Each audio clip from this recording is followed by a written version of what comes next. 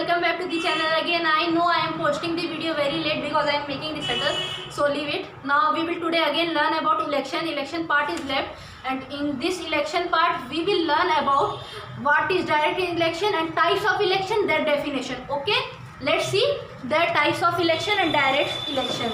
Okay,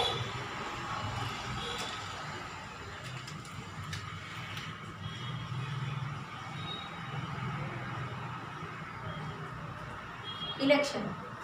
We have learned about what is election and types of election, the different types of election. Now, what are they? Different types of election. First is direct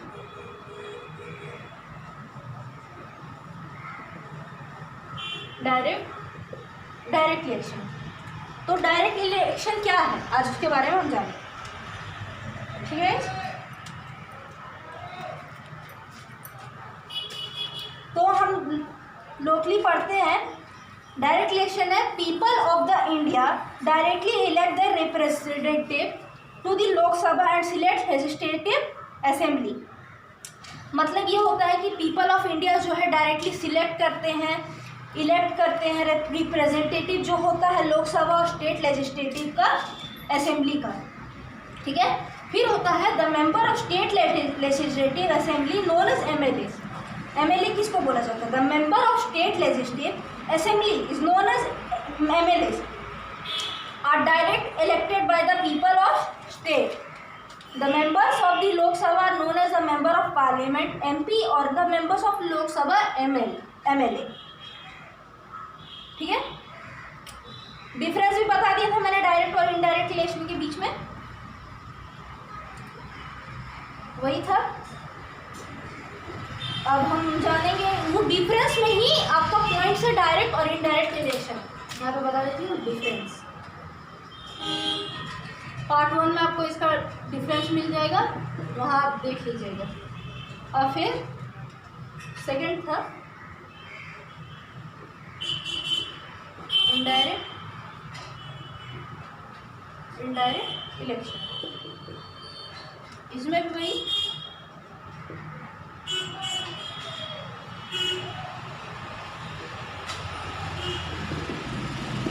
part 1 में मिल जाएगा. फिर हमारे पास फिर 4 election, 4 थे. Direct, indirect, general, mid term, 5 थे. Sorry guys, 5 election. 5 election थे जिसमें से हमने 2 देख लिए. देखिए 5 इलेक्शन थे, 2 देख लिए, 2 कंप्लीट हो गए. अब हमारे पास 3 बचे हैं. 3 लेफ्ट. क्या क्या? जनरल, मिड टर्म और बाय इलेक्शन. चलिए इन तीनों के बारे में देखते हैं. जनरल, मिड टर्म और बाय इलेक्शन बचे हैं.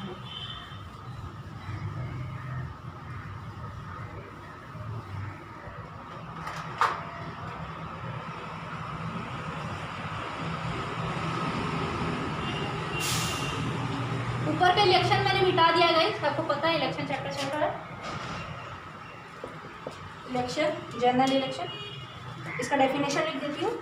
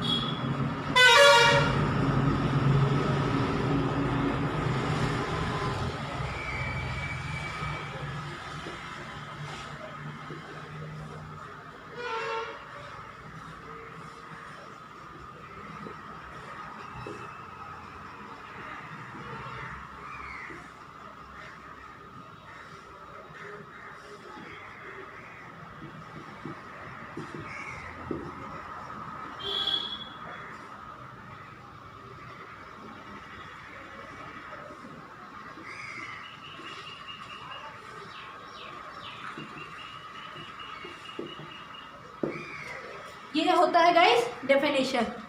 ठीक है, आपको क्लियरली दिख रहा होगा.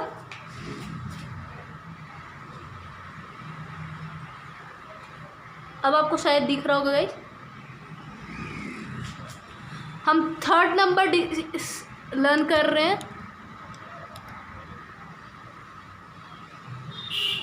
The election held to elect the members of the Lok Sabha after expiry of the normal term of 5 year. मतलब तब इलेक्ट किया जाता है, जनरल इलेक्शन होता है जब हम इलेक्ट करते हैं, 5 साल खत्म हो जाता है। तो जैसे हमने सुना है बहुत सारे चीज़ों में, 5 साल खत्म हो गया, अब वो एक्सपायर हो गया। जैसे कोई प्रेसिडेंट है या सीएम है, वो एक्सपायर हो गया, मतलब एक्सपायर मतलब 5 साल उसके खत्म हो गए। जब वो जॉब कर रहा था तो 5 साल उसके खत्म हो गए, तो उसके बाद जब इलेक्शन होता है उसको जनरल इलेक्शन बोला जाता है। जैसा कि यहाँ लिखा हुआ आप पढ़ रहे हैं, the election held to elect the member of the Lok Sabha. मतलब जब इलेक्शन हेल्ड होता है लोकसभा के मेंबर के लिए after expiry of the normal term of 5 year, मतलब 5 ईयर जब खत्म हो जाते हैं और लोकसभा का मेंबर इलेक्ट किया जाता है तब उसे जनरल इलेक्शन बोलते हैं। ठीक है, ये बात यहाँ खत्म हो गई। अब मिड टर्म इलेक्शन क्या है, इसके बारे में हम जानते हैं। इसे हटा देते हैं।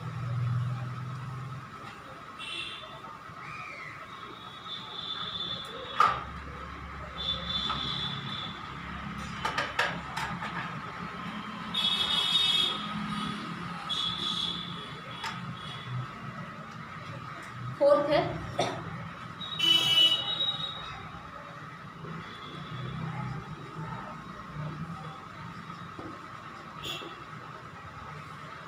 Mid term election.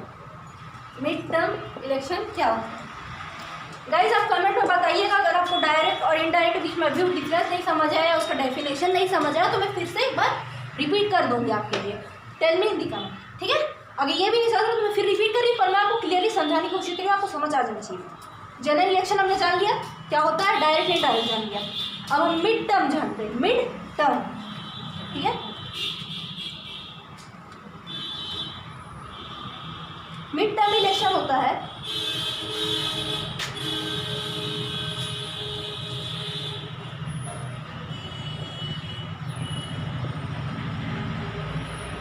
This is held when a state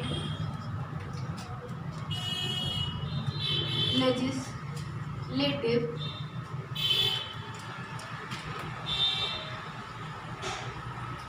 assembly और लोकसभा, ये थोड़ा बड़ा डेफिनेशन मैं लिख दे रही हूँ, फिर बता देती हूँ। डिसॉल्व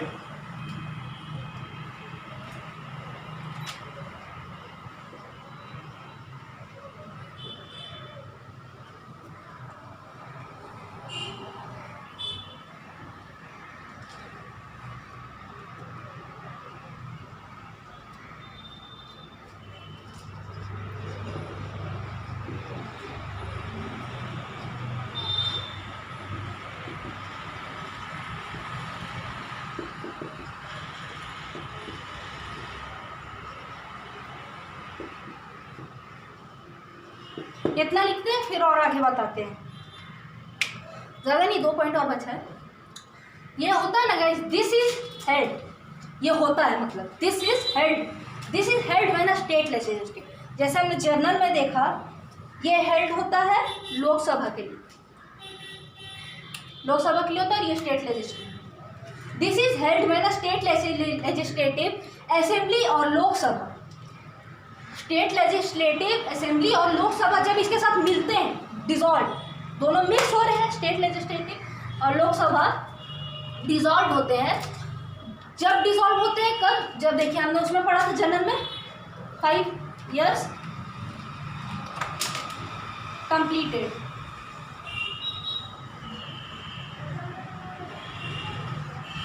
कंप्लीटेड हो जाते हैं तो उनको हटा दिया जाता है। पर इसमें ऐसा नहीं, जब देखिए जैसे 4 साल हो गए, 4 years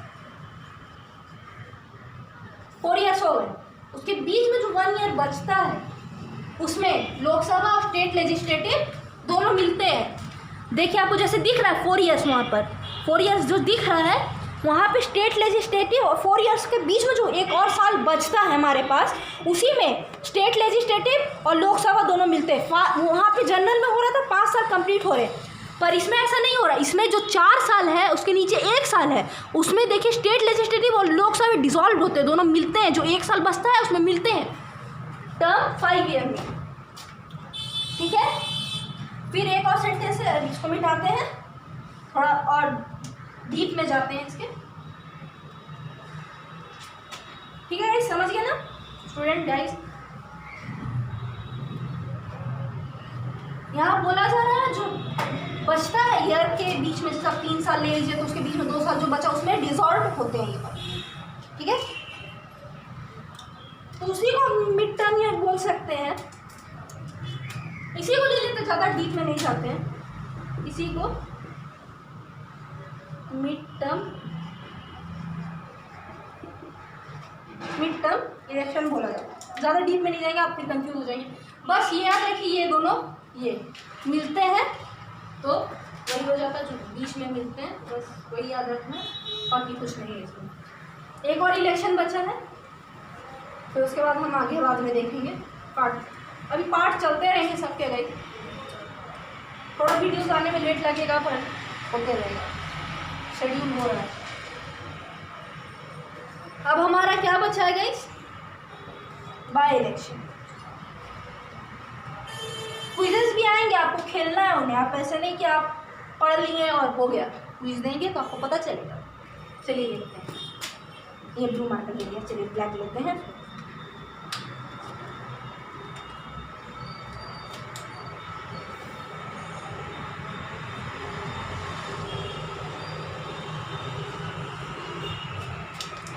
बाय इलेक्शन यहाँ पे होता है, it is held by any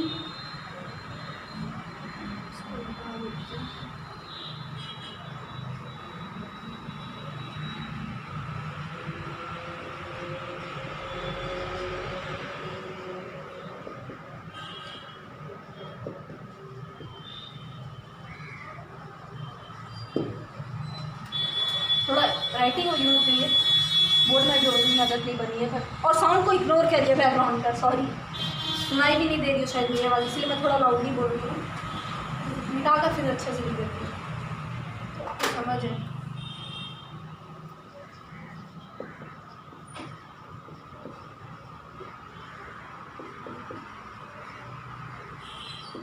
legislative assembly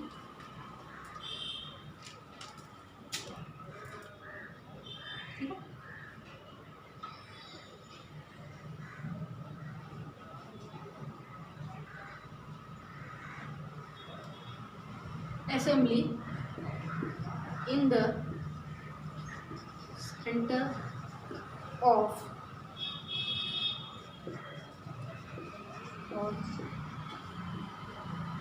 vacant on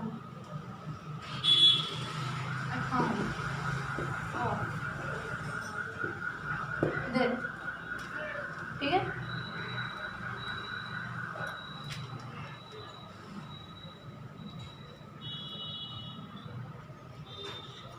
ये तो इतना हो गया guys. It is held by any member of the legislative, मतलब कोई लेजिस्लेटिव असेंबली का मेंबर होता है in the centre of pause vacate और अकाउंट ऑफ डेथ। ठीक है, अब मेन बात में आ जाते हैं बाय इलेक्शन से हट करते हैं।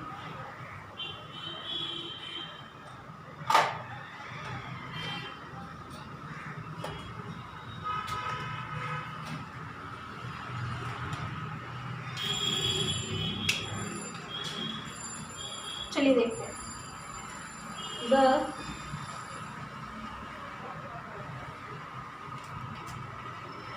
रेजिग्नेशन लिख देते हैं, resignation of the member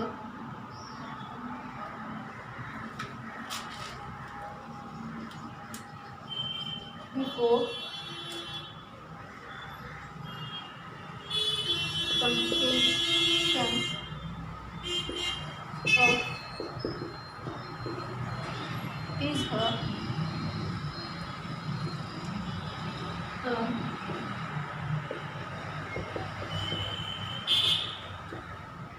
fill the vacancy. ये सी नहीं होगा, वैकेंसी ले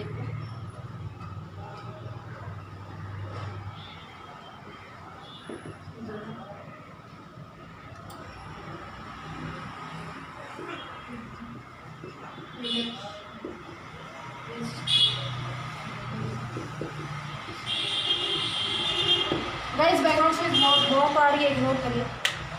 हेल्थ इज कॉल्ड बाय, इतना ही था गाइस, समझा देती हूँ।